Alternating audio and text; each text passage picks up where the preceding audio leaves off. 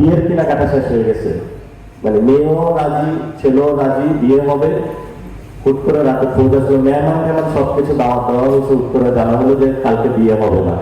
তো আপনাদের হলো এই স্বাস্থ্যের অবস্থা, সাকসেস ইলেকশন হবে, সবকিছু হয়ে গেছে, এক বিলেন এসে উপস্থিত হয়ে বলতেছে ইলেকশন করতে দিব না।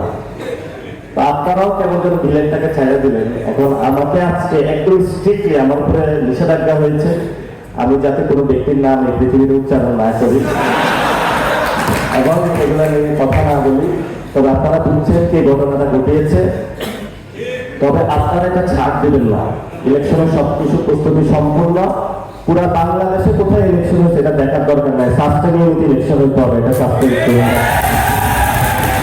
কারণ আমার ভালোবাসার জায়গা ঢাকা বিশ্ববিদ্যালয়ের পরে আমি স্বাস্থ্যের প্রেমে পড়েছিলাম, কোনো মেয়ের প্রেমে না, এই বিশ্ববিদ্যালয়।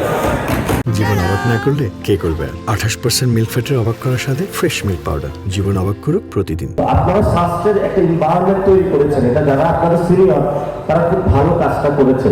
কিন্তু স্বাস্থ্য একটু মানে এখন মনে হয় একটু চুপ হয়ে গেছে। আমার মনে হয় স্বাস্থ্য আবার উত্তাল হয়ে উঠতে পারে আগামীতে সাকসেস ইলেকশনের জন্য।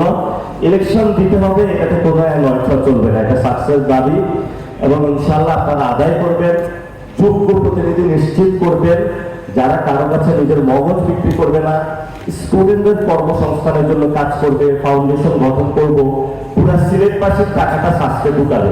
তবে